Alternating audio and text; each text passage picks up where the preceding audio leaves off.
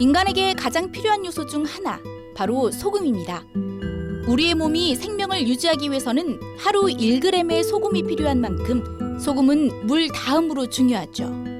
이제는 너무 흔해진 탓에 오히려 과도한 소금 섭취를 줄이자는 저염식단이 권고될 정도지만 한때 소금은 억만금을 줘도 살 수 없는 귀한 존재였습니다. 서기 500년 이후 500년 동안 암흑기를 맞았던 유럽 중세 시대에는 지구온난화가 심각했는데요. 해수면이 높아지면서 염전의 소금 생산량이 급격히 줄어들었고 이로 인해 소금 품귀 현상이 발생한 겁니다.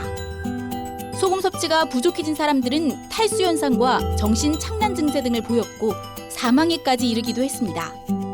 그러자 일부에서는 일정량의 염분이 포함된 동물이나 사람의 피를 마시며 소금 성분을 대체하는 일까지 벌어졌다고 하는데요. 지금도 아프리카 내륙 지방에서는 소의 동맥에 대나무관을 꼽고 그 피를 마시기도 한다고 하죠. 12세기 가나에서는 모로코에서 생산된 소금 한 줌이 노예 한 명과 교환될 정도로 소금은 엄청난 몸값을 자랑했다고 합니다. 1600년대 초반 네덜란드에서는 부호들과 식물 애호가들 사이에서 튤립이 인기를 끌었습니다. 당시 튤립은 단기간에 생산되기 어려운 품종이라 희귀했고 부유층이 이를 과시의 수단으로 여기면서 대중에게까지 인기가 높아졌는데요.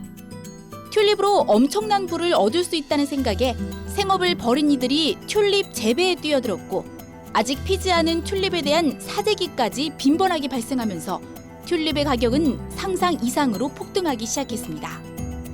품귀 현상이 절정에 이르렀던 1630년대 중반, 당시 튤립 뿌리 하나의 가격은 약 1억 6천만 원으로 거대한 성 하나를 살 수도 있는 가격이었는데요. 하지만 어느 순간 튤립 가격이 폭락하면서 국민들의 삶은 파탄에 이르렀고 이 튤립 파동은 네덜란드 경제 전체를 흔든 최초의 거품 경제 현상으로 기록되고 있습니다. 지속적인 경제난을 겪고 있는 남미 최대 산유국 베네수엘라에서는 생필품 품귀가 이제 일상이 돼버렸는데요.